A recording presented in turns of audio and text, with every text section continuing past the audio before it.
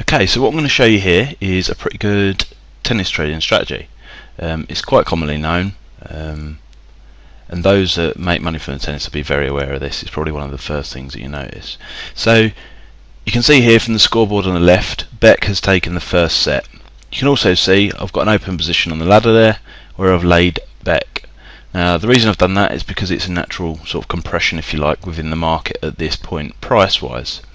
So you can see Beck took the first set quite easily, 6-2.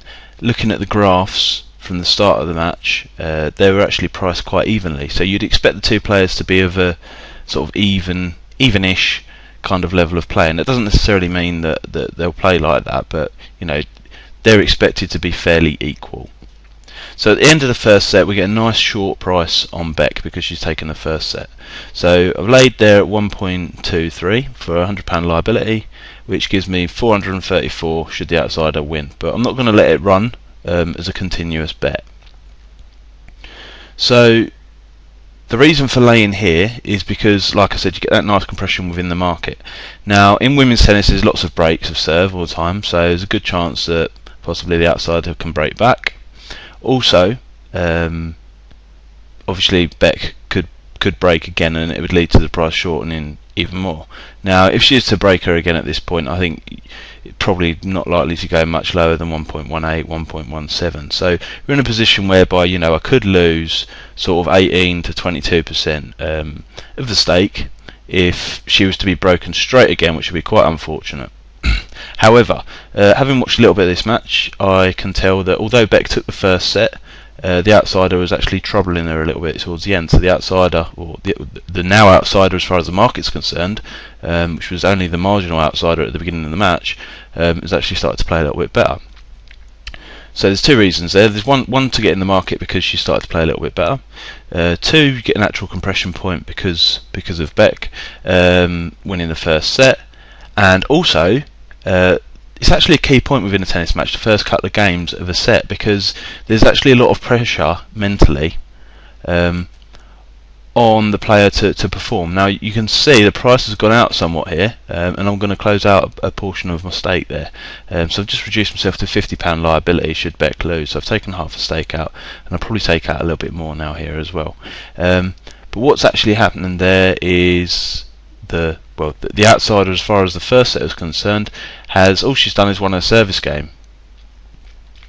Now we're in a good position whereby Beck is serving. So when the server's serving in tennis, should their serve be broken, the market moves drastically, more drastically in terms of sort of aggressive movements than it does with going with the server. That's why I'd never really advise going with the server, just because it doesn't make sense in the market. You know, the market will move further if their serve is broken.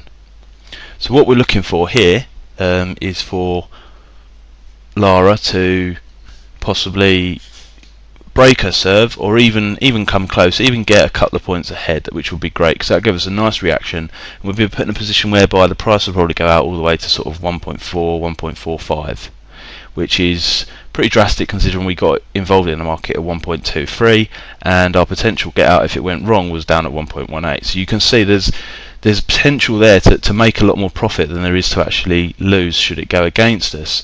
But the key to this is actually being select with these situations, as with any kind of trading, being very select and finding when it actually suits to get in, not just because of the market but also because of what's actually happening in play. Now I don't know a huge amount about the tennis and the women's tennis, so I can't tell you a huge amount about the players, but I can still make money from the market just being aware of the different pressure points for them mentally, because the women's tennis tends to have more breaks to serve, typically because of the sort of mental approach. I think it is that they're quite more I don't want to say irrational, but they're you know, there's more breaks in serve, and they seem to find it harder under pressure than the men do. Now we're in a good position here because Lara's gone a point ahead of Beck, which you can see in the market's reacted already there. 1.39, it's a decent price to get out, and I've taken out quite a big portion. I'm just highlighting there on the ladder. You see, if she was to break back, then to break her serve and go on to win this next set, then the price would probably go all the way to about 2. So that's a massive move if you want to sit on it that long. Now we've got 2 break points here, so I'll try to layer again, because 2 break points in tennis is usually a good point to get involved, particularly with the women. Can't get a mistake matched, which is fortunate because she just went on to lose that point. You can see on the screen there on the left. And I'm not going to get involved at this point because there's only one clear point ahead. So it's quite easy to work. You can see from the graphs there as well. It's quite easy to work yourself into a fair position on the tennis at this point within the match. But this sort of point within the match only really happens once. Men with 5 sets, it can happen a little bit more, although the price movements aren't quite so drastic. So I'm just watching to see if no, she's gone to deuce. So unfortunately, it doesn't look like we're going to get that bigger move. But we've done the right thing and closed out a position there on the ladder. So you can see I can hedge up now for sort of £29 should I need to. And just highlighting the different scores there. So Laura's broke her serve, which has put the price out to 1.52. Now obviously, if I just show you the bets on the footer there, you can see where we got in and where we got out. Now I could have waited a little bit longer on that, but like I said, my knowledge isn't great enough on the tennis, and for